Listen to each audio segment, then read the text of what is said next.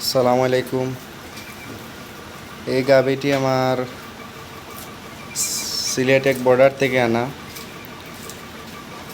আজ থেকে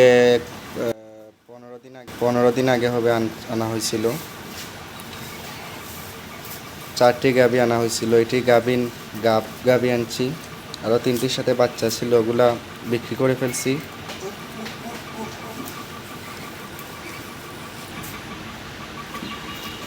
এই গাভীটি মূলত আমার ঈদের পর গিয়ে আনা হয়েছিল। যদিও গাভীটি 7 মাসের গাভ বলে দিছিল, গতকালকে আমি চেক দেওয়াইছি, এটি 5.5 মাসের গাভ।